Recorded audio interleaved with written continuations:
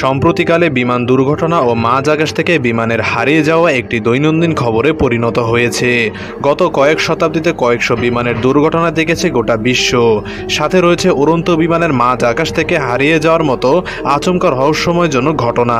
কিন্তু এখন প্রশ্ন হলো, বিমান দুর্ঘটনা একটি যান্ত্রিক ত্রুটির কারণ হলেও বিমানের হারিয়ে যাওয়া কি কোনো দুর্ঘটনা, নাকি সত্যি কোনো এক অজানা রহস্যে ঘেরা জাল?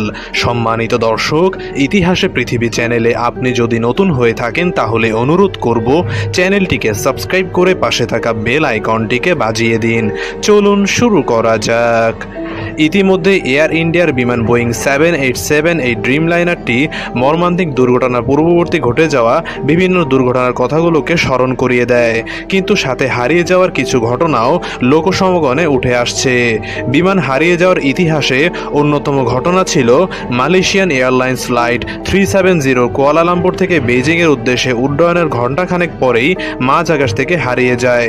এমনকি সিগন্যাল রাডারও তা ধরা পড়েনি। শত চেষ্টার পর বিমানটির গতিপথ ও অবস্থানকৃত জায়গাকে চিহ্নিত করতে ব্যর্থ হয়। পরবর্তীতে দীর্ঘ রাত জাগানিয়া পরিশ্রমের পর ধ্বংসাবশেষ খুঁজে পায় উদ্ধার কর্মীরা। তবে তাও অনেক সময় লেগে গিয়েছিল। কিন্তু প্রথম অবস্থায় সবাই হতবাক হয়ে যায়, একটি বিমান কিভাবে হারাতে পারে।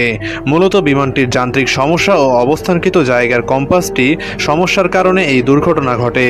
বিমানটি যে স্থানে দুর্ঘটনার শিকার হয়েছিল সেখানে রাডারও ঠিকমতো কাজ করছিল না, যা একে রহস্যে পরিণত করেছিল।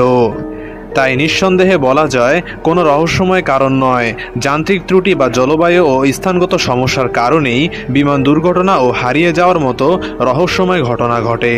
সম্মানিত দর্শক, ভিডিওটি যদি আপনার কাছে ভালো লাগে তাহলে অনুরোধ করব একটি লাইক দিয়ে এবং চ্যানেলটিকে সাবস্ক্রাইব করে আমাদের পাশে থাকুন। ধন্যবাদ।